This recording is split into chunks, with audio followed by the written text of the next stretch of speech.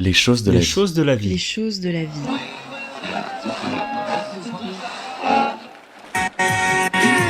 Used to play it safe, was afraid to fly. Mes chères auditrices, mes chers auditeurs, bonjour. Bonsoir mesdames, bonsoir mesdemoiselles, sur les longueurs d'onde du temps. 248 mètres de pesante. Hello, stranger.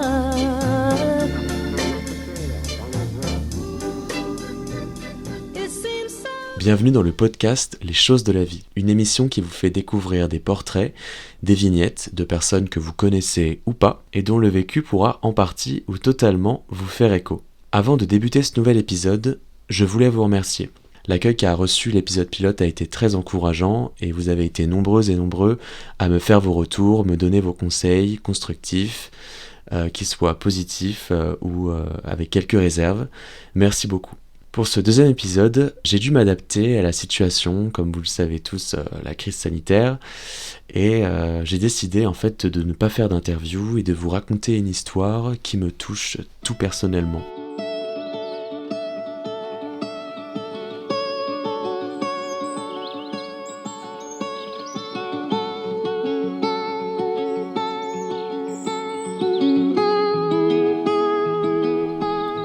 Qu'est-ce qui fait que dans la vie, on se blesse quelque part sans même s'en rendre compte ? Comment le corps peut-il compenser une douleur qui est profonde et qui en plus peut être grave pendant des années jusqu'à l'implosion ? Ce que je vais vous raconter, c'est le cheminement de plus de 10 ans jusqu'au fameux point de non-retour.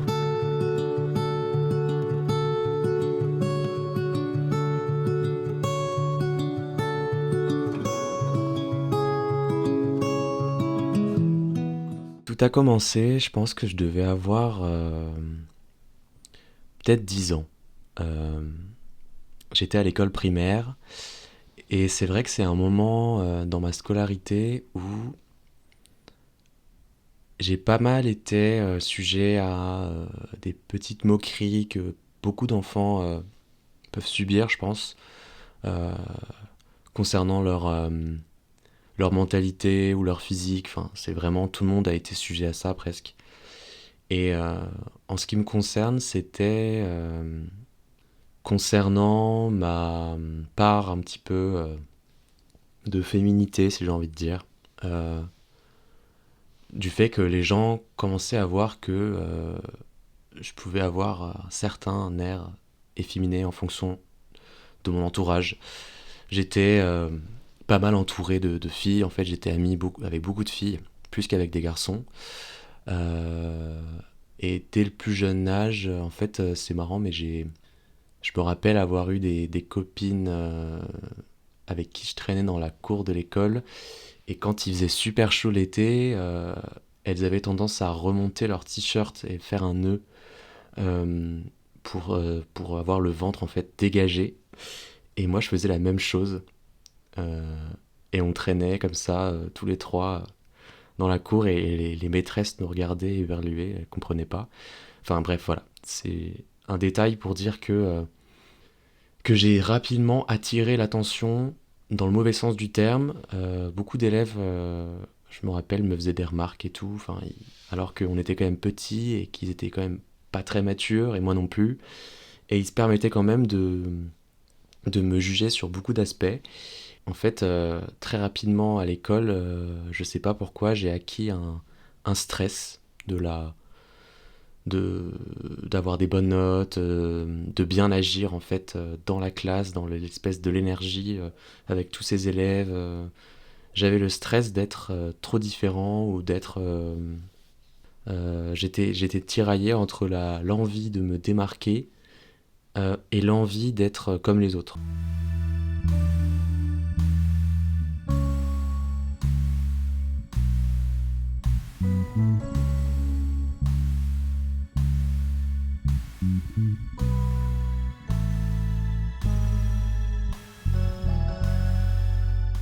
Ce stress-là, c'est retranscrit dans un corps très tendu. Et j'ai commencé à effectuer des légers mouvements de cou pour essayer de me trouver une position que je trouvais plus confortable. Et ça a commencé comme ça, effectivement. Et les gens le remarquaient, ils disaient, mais pourquoi tu fais ce genre de mouvement quand t'es stressé? Tu devrais aller voir un kiné. Enfin, déjà à cet âge-là, on me disait de faire ça. Et c'est ce que j'ai fait avec ma mère. On a très vite été voir un kiné, euh, qui n'a pas été très très très efficace sur moi. En fait, j'ai pas du tout aimé les séances. Euh, il fallait que je fasse un travail de position ou que j'avance mon buste et en même temps que je me tienne tout droit pendant au moins 5 minutes. Et je me rappelle que ça me fatiguait et d'une force. Je rentrais des séances, j'étais crevé. Mon père était même parfois un petit peu. Il me faisait des remarques, il me disait et comment ça se fait que t'es aussi crevé? Est-ce que c'est l'école et tout? Et ma mère disait tout de suite, mais non, c'est les séances de kiné, c'est sûr, parce qu'elle, elle y assistait, elle était à côté. Et en plus, les séances me gênaient parce qu'il fallait que je sois en caleçon et j'avais la peur de me retrouver en caleçon devant un kiné, enfin, comme beaucoup de gens, j'imagine. Donc on a arrêté au bout de 6 ou 7 séances, je crois. J'ai continué les exercices parce que j'avais une bonne conscience et je me disais qu'il fallait que je le fasse quand même. Donc j'ai continué l'exercice chez moi pendant, je dirais, 1 an. Ça n'a pas vraiment fonctionné parce que je pense que je le faisais pas assez régulièrement. Donc effectivement, tout a commencé, j'avais 10 ans. Et au fur et à mesure de ma scolarité, donc il y a eu des hauts et des bas. En fait, c'est vraiment rentré dans mon quotidien. C'est quelque chose ouais, qui m'a défini un peu cette gêne. Et donc, en fait, au fur et à mesure du collège, du lycée, j'ai grandi, forcément, mon corps s'est développé. Et il y a eu des moments où cette douleur disparaissait, dans des moments de joie, d'euphorie, des moments où j'étais distrait, où j'avais la tête ailleurs. Et je me rappelle de moments où je me faisais la réflexion, je me disais, tiens, c'est marrant, j'ai pas bougé le cou depuis une bonne semaine. Dans le sens où je n'ai pas eu cette gêne depuis une bonne semaine. Et c'est à partir de ce moment-là, de quand je me faisais cette réflexion, que la gêne revenait. Donc je me suis dit, en fait, j'ai pas de problème au corps, c'est à la tête que j'ai un problème. Cette question, je me la pose toujours aujourd'hui. Je sais pas exactement ce que c'est. Dans ma famille, il y a pas de cas de malformation. Les radios de l'époque indiquent effectivement que j'ai une légère scoliose, mais comme beaucoup de gens en fait. Et puis le traitement justement du kiné a montré que la scoliose s'était un petit peu tassée et qu'au final, quand j'ai grandi, ce n'a pas été un problème. Donc, ouais, donc tout allait dans le sens où je pouvais me dire qu'en fait, que c'était dans la tête et que c'était mon imagination ou mon stress qui me faisait faire ce mouvement, qui me faisait avoir cette gêne. Et rien que d'en parler là, au micro, j'y pense, donc forcément, je la ressens en fait. Et là, je peux ouvrir une parenthèse à propos des TOC, des tics notamment. Je pense que on est tous sujets à des tics dans la vie. Certains sont plus visibles que d'autres. Moi, j'ai l'impression que j'en ai eu pas mal. Ces tics sont souvent apparus à des moments où j'étais sorti de ma zone de confort. Et encore une fois, le stress les a fait ressortir. Je me rappelle d'une fois où je ne sais pas, j'avais pris le mauvais réflexe de me faire craquer ma mâchoire. Et du coup, ça faisait que je faisais un espèce de mouvement un peu anormal. Et ce mouvement, je l'ai gardé une semaine, mais une semaine non-stop. Et au bout d'une semaine, il a totalement disparu et je ne l'ai plus jamais refait de ma vie. Il y a des choses qui sont restées encore, hein, notamment, ça arrive à absolument tout le monde, enfin presque, de faire craquer ses doigts. C'est quelque chose qui pour moi est assez, c'est presque obligatoire chaque jour. Je ne peux pas m'empêcher de le faire d'une manière ou d'une autre. Et si je ne le fais pas, j'ai l'impression que mes doigts sont bloqués, qui doivent être débloqués, qui doivent être libres.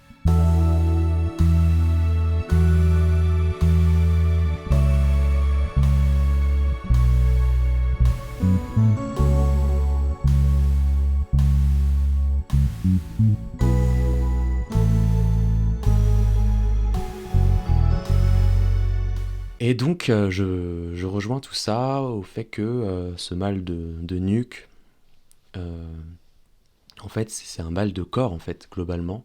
Cette envie de, cette, cette envie insatiable de bouger le corps, de craquer le corps, de toutes ces choses me poursuivent encore aujourd'hui, même après mon opération, même si ça s'est beaucoup amélioré, mais c'est des choses auxquelles je pense vraiment beaucoup, beaucoup encore aujourd'hui. On arrive au lycée et je pense que c'est la période où cette gêne disparaît le plus longtemps et je pense que c'est dû au fait que c'est aussi une des périodes les plus excitantes de ma vie en fait. C'est là où j'ai rencontré mes meilleurs amis, c'est là où j'ai vraiment appris à me définir, à me connaître. Donc je pense que ouais, mon corps et mon mental ont vachement changé à ce moment-là. Et donc c'est vrai que ce tic a un petit peu disparu. Pour continuer dans l'histoire, en fait, c'est aussi le moment où j'ai donc forcément découvert plein de choses de la vie qui aujourd'hui me, ouais, me fascinent, me passionnent. C'est là où j'ai vraiment découvert la musique, l'art en général. Et donc forcément, qui dit musique dit concert. Et c'est à ce moment-là que j'ai commencé mon marathon de concerts absolument incroyable, qui a continué des années encore après, et qui j'espère continuera. Et, euh, et ouais, donc tous ces concerts qui ont commencé, et je me suis vraiment... j'ai pas chômé de ce point de vue-là. Il m'arrivait d'en enchaîner 4-5 par semaine. Donc ça, c'était la période après le lycée, plutôt quand j'étais davantage dans la capitale. Donc j'avais accès à un programme élargi et je pouvais profiter de plein de soirées, de concerts à gogo, de festivals, tout ça. J'ai découvert tout ça avec mes amis et c'est vrai qu'on en a vachement profité.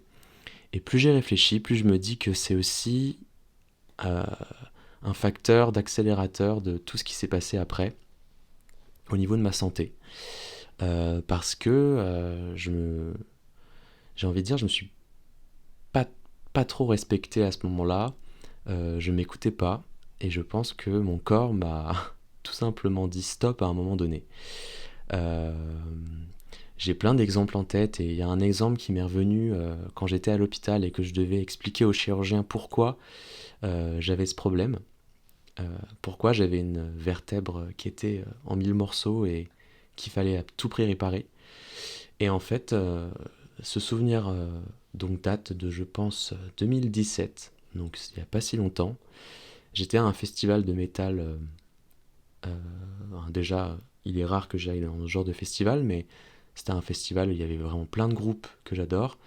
Et, euh, et c'était surtout un festival qui se tenait à moins de 15 minutes de chez mes parents. Donc autant dire que je pouvais pas louper ça. Et c'est un festival où forcément, qui dit métal dit mouvement de foule, pogo, et tout ce qui va avec. Alors je suis pas trop pogo parce que j'ai jamais vraiment été assez fort pour tenir dans les pogos. Je me faisais souvent casser la gueule par des grands mecs qui me piétinaient ou qui me prenaient par le col et je détestais ça et je détestais faire partie de ce truc-là. Et je me rappelle d'un concert en particulier au festival. C'était le concert des Prophets of Rage.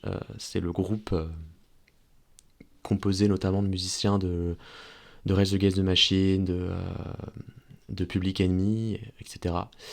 Et c'était, je crois, c'est toujours le concert le plus violent que j'ai fait de ma vie.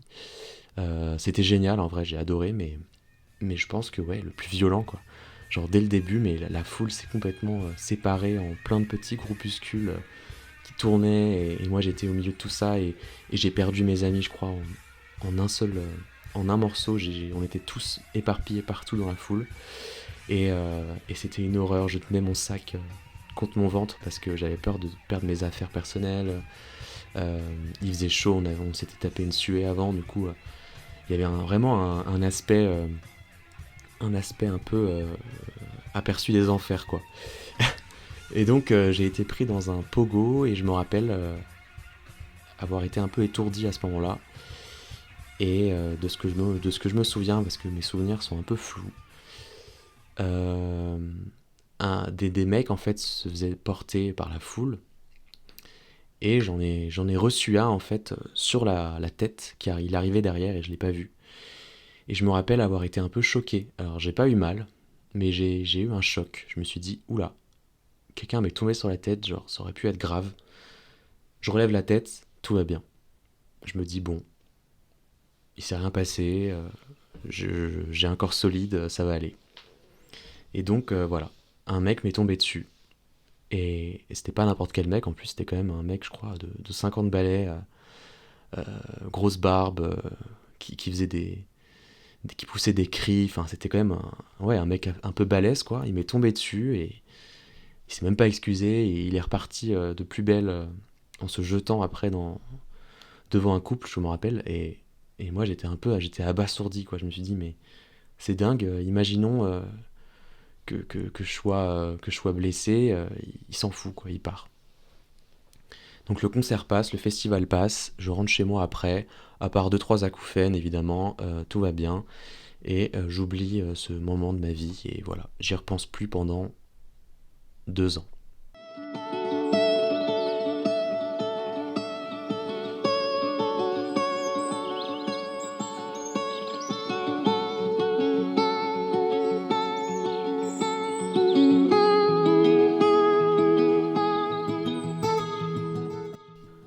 Je pense que là on va aborder le passage qui est pour moi le plus difficile à,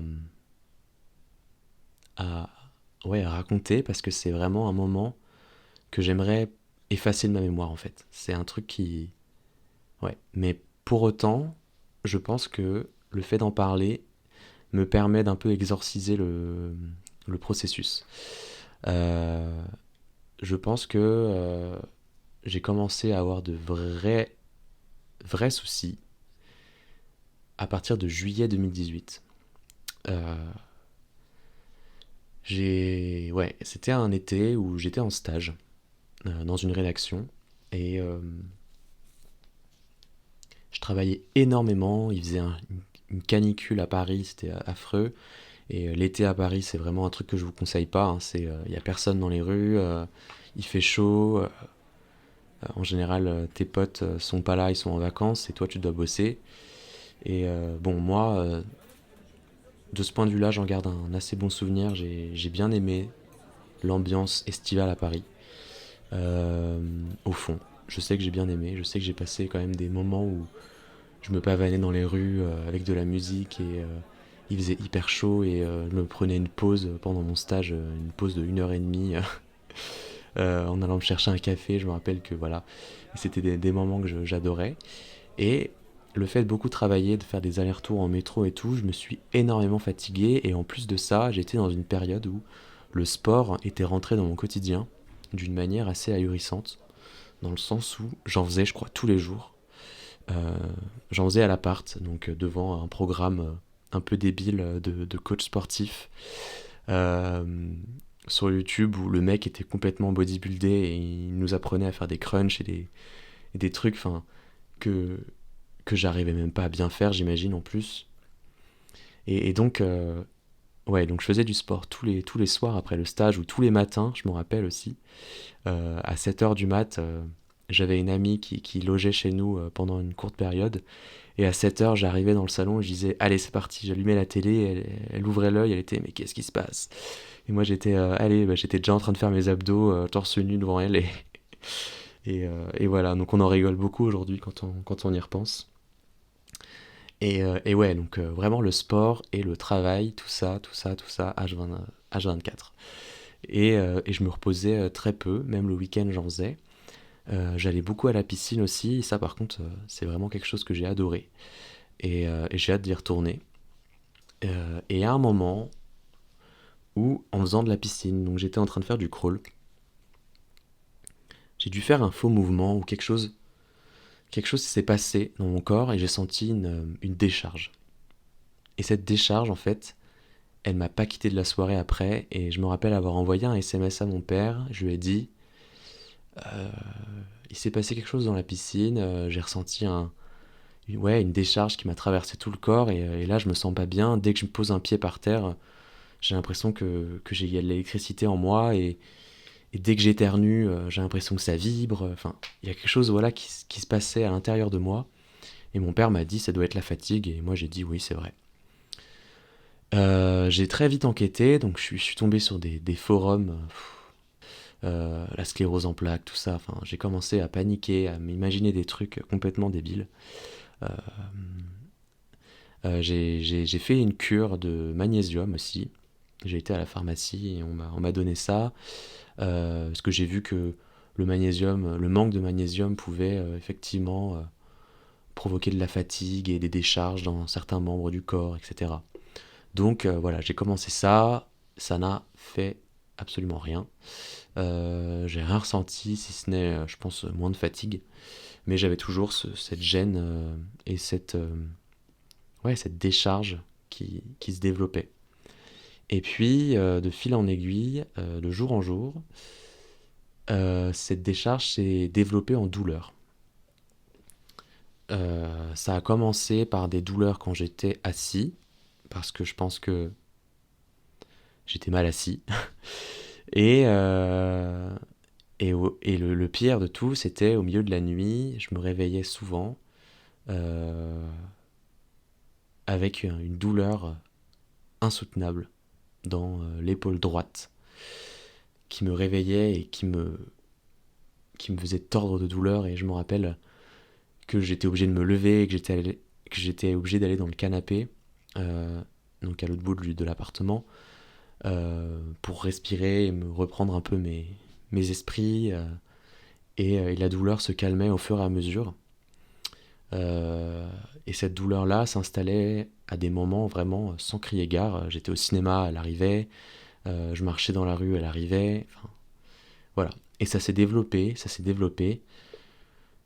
jusqu'au moment où vraiment j'ai senti comme un froid dans la partie gauche de mon corps.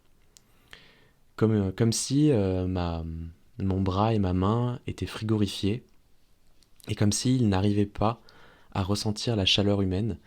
Je me rappelle que comme j'étais en stage, j'écrivais énormément sur un ordinateur et ma main gauche ne répondait pas comme ma main droite. Je faisais des signes avec mes doigts, et quand je me suis rendu compte que j'arrivais à faire le signe avec la main droite et pas avec la main gauche, c'est là que je me suis dit qu'il y avait vraiment un problème. Mes doigts ne réagissaient pas comme ils devraient réagir, ils étaient lourds, ils ne répondaient pas. Et en plus, j'avais une sensation vraiment de rigidité et j'étais vraiment très inquiet. Donc tout ça, c'était au mois de juillet, août 2018. Et ça a été très très rapide en fait. Après, tout s'est déroulé très rapidement. Au mois d'août, ça s'est dégradé au point où j'avais du mal à marcher même. La rigidité s'était développée dans ma jambe gauche, je crois. Et j'arrivais pas à plier la jambe correctement sans forcer. J'arrivais pas à marcher comme je marchais avant et comme tout le monde marche.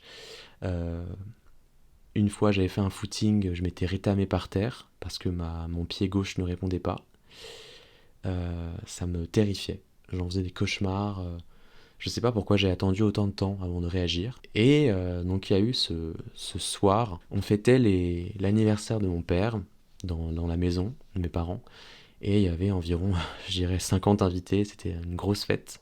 Je devais jouer un morceau de piano avec ma sœur et devant mon père, enfin devant tout le monde. Et je me rappelle ne pas avoir réussi à aligner les accords parce que ma main gauche ne tenait pas. Et donc j'ai dû tout faire à la main droite. Et c'était assez ridicule et assez gênant pour tout le monde.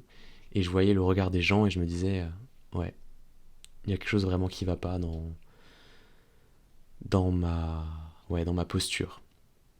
Et là, donc je sors de la pièce où tout le monde était et je me dirige vers les toilettes. Et par pur hasard, je croise une amie de ma mère qui travaille dans un centre de rééducation pour les sportifs, en gros. Et elle me voit monter la petite marche pour aller aux toilettes. Et là, elle me dit « Non, Samuel, ça ne va pas du tout. » Donc, je la retrouve un peu plus tard dans la soirée. Et elle me dit, demain, tu m'envoies un SMS et je prends rendez-vous pour une IRM parce que là, ça ne va pas. Le lendemain, je lui envoie un SMS et je lui dis que je suis disponible pour une IRM à n'importe quel moment. J'avais essayé de prendre rendez-vous effectivement avec un centre avant cette soirée-là. J'avais eu une réponse, mais vaguement, un rendez-vous d'ici 3 semaines. C'était assez pénible d'avoir un rendez-vous à ce moment-là. Et j'ai eu la chance justement de... Ouais, je pense que sans cette soirée, j'aurais pas attiré l'attention de cette personne-là, de Cathy, qui m'a pris un rendez-vous immédiat dans son centre et dès le lendemain matin, j'ai pu y aller. À la première heure, je me suis présenté, je me rappelle avoir fait le chemin, une grosse partie du chemin à pied, et c'était vraiment le clou du spectacle au niveau de la douleur. Je me rappelle que j'étais obligé de me tenir sur les rambardes dans la rue parce que la douleur me déchirait les muscles et j'étais là, allez, on y est presque, tu vas faire ton IRM et tu vas savoir ce que c'est, etc. Courage. Et donc j'arrive au centre et donc je passe l'IRM. Les gens sont hyper sympas, hyper bienveillants et franchement, je crois que c'est les personnes les plus bienveillantes que j'ai rencontrées dans un milieu hospitalier ou du médical en tout cas. Ils étaient vraiment incroyables. On me fait l'IRM et tout de suite après, le monsieur, le médecin vient me voir. Je me rappelle plus de sa dénomination exacte, mais il vient me voir et il me dit Monsieur, vous avez eu un accident? Là, je le regarde, je lui dis non. Il me dit vous êtes sûr que vous n'avez pas eu un accident de voiture ou que vous n'êtes pas fait renverser et que vous avez jamais voulu le dire ou que vous êtes battu, que vous êtes fait agresser? Je lui dis non, je vous assure, c'est rien passé de tout ça. Et il me dit vous avez une vertèbre explosée. Et là, j'avoue que je pense que je rigole un peu parce que je me dis oula, mais qu'est-ce qui se passe? Qu'est-ce que ça veut dire une vertèbre explosée? J'avoue que je savais même pas ce que c'était exactement ou enfin, je savais ce qu'était une vertèbre mais j'arrivais pas à visualiser le truc. Et là, il me montre donc quelques minutes plus tard le résultat de l'IRM. Normalement, il avait pas le droit de faire ça mais il voulait vraiment me montrer, il était préoccupé par ça. Et effectivement, je vois c'est assez flagrant. Ouais, une vertèbre en 1000 morceaux. Dans la nuque. Ouais. Au niveau des cervicales. Et il me dit on a appelé la pitié salpêtrière et on a pris rendez-vous pour vous aujourd'hui. Je lui dis ah bon, mais comment ça? Moi j'ai un truc à faire cet après-midi, je peux pas. Il dit non, annulez, allez-y. Donc je préviens ma mère, je préviens Cathy, elles viennent toutes les deux, elles sont là, et on y va tous les trois. Et elles sont concentrées, elles sont déterminées à me faire rentrer à la salpêtrière et tout. Et en 1 heure, j'avais déjà ma chambre, située donc à l'étage des traumatos. J'étais pas un cas de force majeure dans le sens où ma vie n'était pas en danger. Et j'ai quand même eu ce privilège et cette chance-là d'être pris en charge hyper rapidement. Et j'en suis hyper reconnaissant. Très vite, je rencontre mes 2 chirurgiens qui sont tous les deux hyper gentils, hyper bienveillants et hyper réconfortants en fait. Et ils sont surtout très étonnés de ce qui m'arrive parce qu'ils voient que je suis jeune, que je leur assure que j'ai pas fait d'accident, etc. Et ils me disent mais comment c'est possible que vous avez une vertèbre, un des os les plus solides du corps, qui soit explosé comme ça? Et je leur dis je ne sais pas. En tout cas, il va falloir réparer ça. À ce moment-là, il y a quelque chose que j'imaginais pas, c'est que j'allais rester 3 semaines à l'hôpital. Et que ça allait être surtout quelque chose d'aussi difficile à vivre. Parce que ce séjour à l'hôpital a à la fois été très formateur du point de vue de l'humain, parce que j'ai rencontré des gens hyper sympas, hyper bienveillants, et les infirmières étaient tout à l'écoute, et les chirurgiens, ils étaient top, et le service en général était vraiment à l'écoute par rapport à mes besoins. Mais à la fois, c'est des moments où j'ai souffert d'une force que je pense j'aurais jamais pu imaginer. Notamment quand il a fallu me préparer à l'opération. Parce que déjà, j'ai mis énormément de temps à être opéré. Je crois que je suis resté bien 1 semaine à l'hôpital sans savoir quand est-ce que j'allais me faire opérer, parce qu'il y avait des cas vitaux qui passaient évidemment avant moi, et j'étais tout à fait d'accord avec ça. Je leur disais, mais bien sûr, je ne suis pas une priorité. Mon cas était stabilisé, j'étais sous antalgique. D'ailleurs, mes douleurs s'étaient calmées, mes membres s'étaient détendus, mais il fallait quand même opérer. Il fallait réparer cette vertèbre. Et pour me préparer à ça, un des chirurgiens a conseillé qu'il fallait m'aérer la tête, comme il disait, et qu'il fallait en fait m'installer un système qui allait libérer la vertèbre en tirant sur mon corps, et donc il fallait installer un dispositif qui pouvait tirer sur ma tête pendant au moins, je crois, 48 heures avant l'opération, pour préparer mon corps à la chirurgie. Et donc c'est là qu'on m'a installé un système que je n'oublierai jamais, et que d'ailleurs j'ai toujours les traces sur mon crâne. On m'a en fait installé un espèce d'arc de cercle autour de mon crâne, avec 2 énormes vis, donc vissées sur les 2 tempes. Ça a été quelque chose qu'on m'a mis en plus en anesthésie locale, donc j'ai tout ressenti entre guillemets, mais j'ai pas eu de douleur, mais j'étais là, j'étais éveillé. Et j'ai gardé ce dispositif pendant, je crois, 24 heures, un peu plus de 24 heures, et ça me tirait énormément en fait.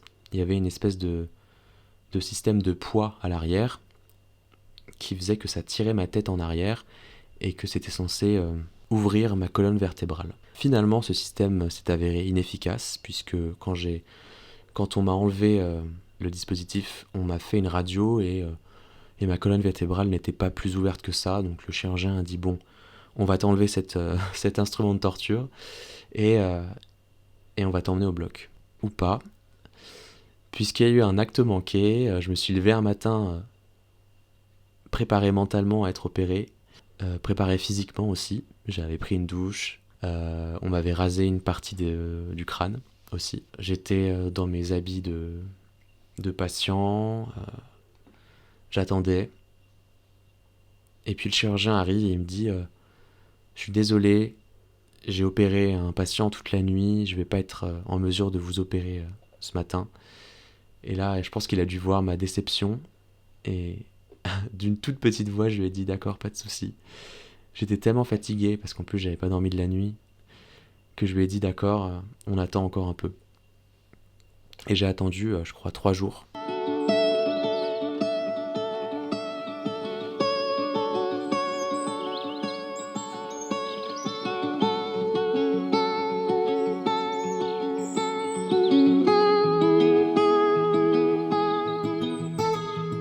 Et finalement, donc le week-end passe. Je me rappelle avoir passé un week-end absolument détente à 100%. Et quand je suis revenu à l'hôpital, j'étais déterminé et j'étais à la fois assez content de retrouver cette petite équipe qui était toujours là dès le début. Et donc le lendemain matin, à 7h, on m'emmène au bloc. Et c'est parti pour une opération qui, au final, va durer plus de 7 heures. Elle a duré plus longtemps que prévu. Non pas parce qu'il y a eu un problème, mais parce que c'était une opération vraiment difficile et méticuleuse, comme on dit. Et là, je pense à ma famille, mes parents qui étaient dans un resto en face de l'hôpital, qui attendaient de mes nouvelles impatiemment. Et ça a dû être assez horrible à attendre comme verdict. Et finalement, le chirurgien les appelle et leur dit je suis sorti du bloc, tout s'est bien passé. Et le premier souvenir que j'ai, c'est j'ouvre les yeux et je suis en mouvement, donc je suis couché sur un lit. Tout le monde parle autour de moi, il y a des bruits, il y a des bips. Et je sais pas pourquoi je chante. Je me rappelle avoir un air de je ne sais plus quelle chanson, mais je me rappelle que je marmonnais un air. Et c'est un truc qui m'a assez marqué. Et donc je me retrouve dans la salle de réveil, entouré de plein d'autres gens qui sont dans le coltard. Et donc moi j'ai des bandages absolument partout, autour de la tête, autour du cou, voilà. J'ai un mal de gorge affreux parce qu'on a dû m'entuber ou je sais pas. Et le chirurgien arrive, il esquisse un sourire, il me regarde, il dit est-ce que vous pouvez m'entendre? Je lui dis oui, je vous entends. Il me dit tout s'est bien passé, bougez vos doigts. Ok, donc je regarde ce que je fais et là je vois que mes doigts bougent effectivement mieux. Et là je le regarde et je le vois métamorphosé. Il, il a réussi son coup, il a réussi son opération et je vois vraiment un homme heureux de ce qu'il a fait, quoi. C'était assez émouvant. J'ai enfin pu rejoindre ma chambre, il était minuit je crois. Euh, une fois dans la chambre, j'ai ressenti comme un soulagement. Je me suis dit ça y est, je suis sorti de ce pétrin. J'aurai plus de gêne, j'aurai plus mal.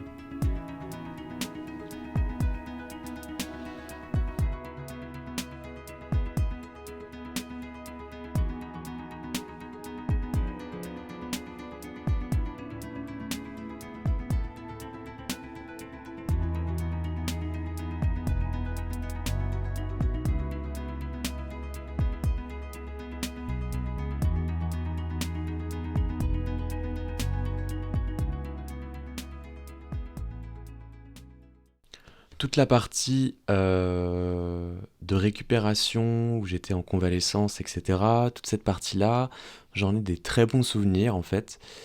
Déjà parce que j'ai été hyper bien traité par le service de l'hôpital. Je me rappelle avoir pu rencontrer la mère d'un rappeur que j'aime bien. Et du coup, on a pu discuter un petit peu de son fils, etc. Et elle était vachement, enfin, elle était hyper bienveillante et très drôle. Elle me racontait plein d'anecdotes sur son fils pendant sa tournée, etc. Euh, Après, je suis rentré du coup chez mes parents. Bon, j'avais une espèce de minerve autour du cou que je devais garder constamment. Et c'était assez compliqué pour dormir notamment. Ça a été une expérience un peu inédite. Mais bon, je m'y suis fait en fait. Je me suis adapté. Et là, je me suis enfin retrouvé. J'avais des douleurs qui me revenaient, mais c'était plus des douleurs dues à l'opération, et je me suis dit que c'était normal et que voilà, ça allait passer. Et effectivement, au bout d'un moment, donc j'ai pu enlever mes bandages, et j'ai pu observer de près mes cicatrices qui aujourd'hui sont toujours présentes, elles sont toujours là, et je pense que je les garderai encore longtemps. Et la vie reprend son cours, je commence peu à peu à pouvoir revivre normalement. Ça met un peu de temps parce que je peux pas reprendre le métro, je peux pas ressortir en voiture pour pas qu'il y ait des mouvements brusques. Et l'opération en fait consistait à me remplacer la vertèbre brisée par un bout d'os qu'on m'avait prélevé dans la hanche et en soudant tout ça avec du matériel. Et donc forcément j'avais quelque chose dans ma nuque, je le sentais. Je savais que c'était là et que j'allais le garder toute ma vie. Donc il fallait que je fasse attention, que la cicatrisation se fasse bien. Et donc il y a eu une période voilà, où j'étais vraiment à tâtons. Il fallait que je sois aux petits soins pour moi-même et que les gens autour de moi fassent attention, me bousculent pas, etc. Et tout ça, ouais, ça a été un moment vraiment particulier. Aujourd'hui, donc ça va faire plus de 2 ans que j'ai été opéré. J'ai repris de la force, j'ai repris du muscle, j'ai plus les problèmes de motricité, évidemment. Après, tout le début de l'histoire, je vous parlais des gènes et de cette petite douleur que j'avais constamment. Elle est toujours là. Quand je suis stressé, elle apparaît toujours un petit peu. Moins forte qu'avant, j'imagine, mais elle est toujours là. Je pense que si je pouvais vous donner un conseil, ce serait de pas faire comme ce que j'ai fait, c'est-à-dire ne pas attendre. Quand il y a un souci, quand vous sentez que quelque chose ne va pas dans votre corps, il ne faut pas attendre. Et quitte à aller voir un médecin ou quitte à en parler à ses proches, etc., vraiment montrer son inquiétude et prendre le taureau par les cornes et y aller parce que sinon on attend et le corps il encaisse et à un moment il lâche et du coup quand il lâche, bah, vous prenez tout dans la figure. Aujourd'hui je pense que si je m'étais pas fait opérer, j'aurais pu finir peu à peu paralysé. En fait, le corps, c'est fou, mais c'est vraiment un mécanisme vertigineux parce que il est capable d'encaisser des chocs et de, ça a été mon cas, hein, de compenser une gêne, une douleur, jusqu'à ce qu'un jour, ça craque, littéralement. C'est aussi marrant de se dire que je vais garder cet objet qui, à la base, était étranger de mon corps, probablement toute ma vie, et sachant que c'est quelque chose qui ne fait plus qu'un avec ma colonne vertébrale et qui maintenant fait partie de moi.